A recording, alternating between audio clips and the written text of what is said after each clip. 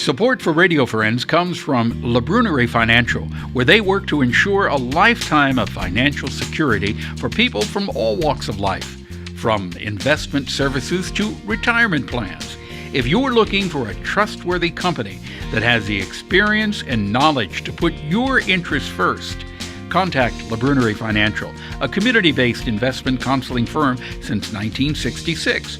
Learn more at labrunerie.com or by calling 573-449-5313. Good morning and welcome to Radio Friends on this Monday, July 16th. We're going to talk about something I don't believe we've dealt with on Radio Friends before. It's Presbyterian Children's Home and Services. Now I want to introduce you to Darla Ortman. Good to have you here, Darla. Thank you. And Jason Beard. Thanks for having us. Let me make sure I get your titles right, because Jason, you are the regional director. Yes, sir. Right?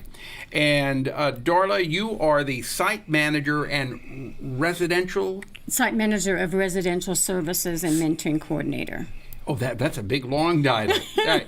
Let's start, first of all, by explaining what is the Presbyterian Children's Home and Services.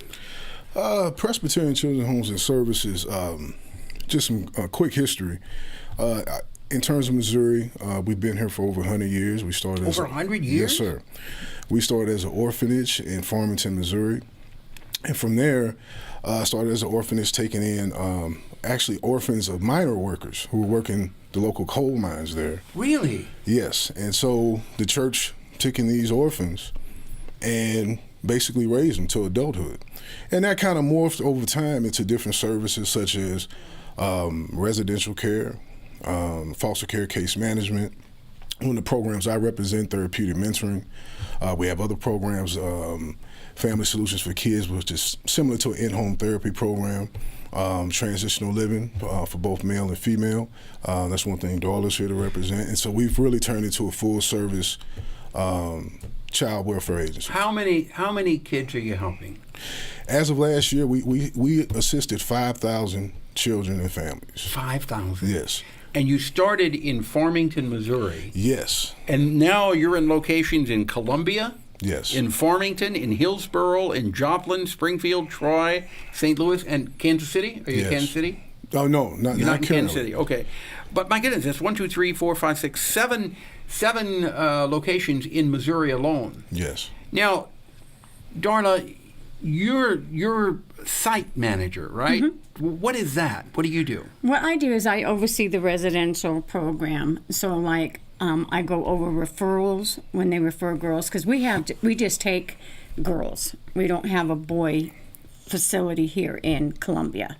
Okay. It's just girls. So what happens if a boy needs to go to it? Well, with a boy, we used to do boys, and then that kind of faded off because boys have a really hard time in transitional living type settings. Mm-hmm. Once they get out of treatment or out of lockdown facilities, they run amok because it's like, woohoo, I'm out, kind of thing.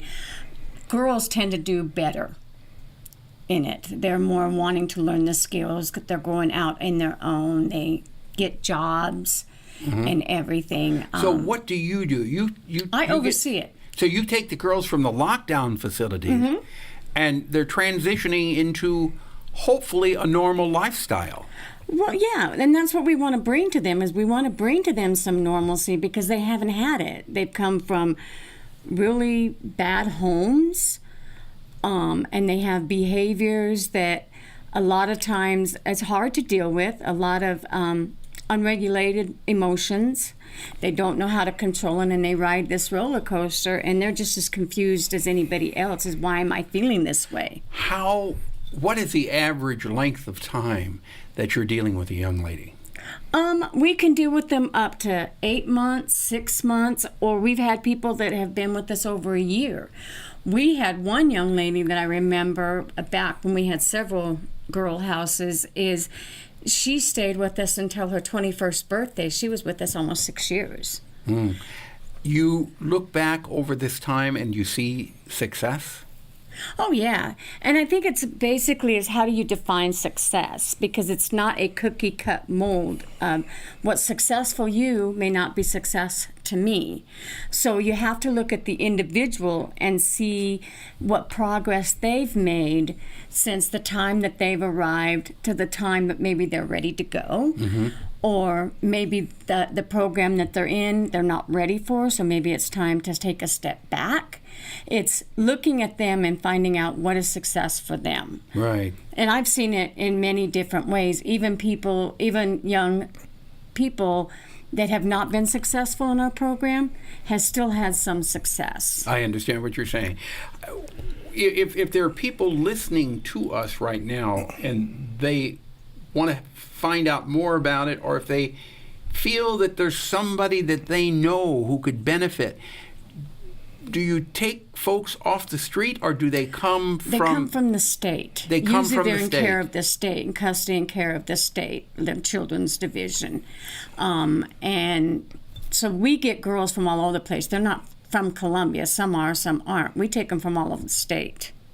So the only way they come to you is by referral from the state of Missouri. Yes, Correct. the different agencies like Missouri Alliance for Families, Great Circle, Every Child's Hope, various agencies can make referrals to us. Are you looking for people to volunteer to help out? Sure, we always are looking for volunteers. I mean, these girls would benefit from any positive interaction with another person because they haven't had it. They've been locked with people and clumped together, and now they're spread out. They have a little bit more wings to fly with.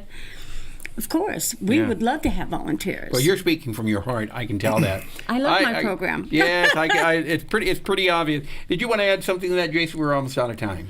The only thing I would like to add is if anybody out there is interested in assisting children in general, whether it be through our therapeutic mentoring program or through our transitional living program here, we're always in need of good people. There's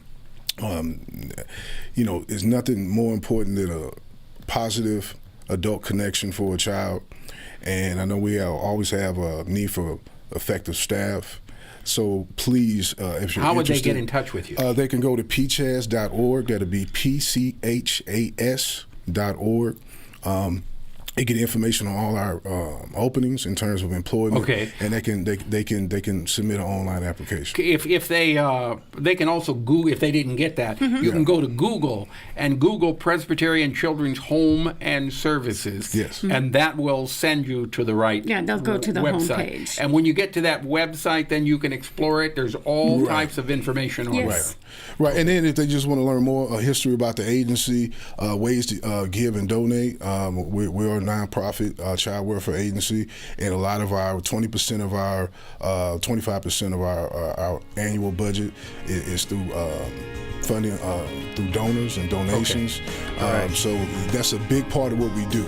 It's various ways to get involved. Got it. Go to the website, check it out, and you'll get all the information that you need. Darla and Jason, thank you so much for coming by. Thank you. It was our pleasure. All right.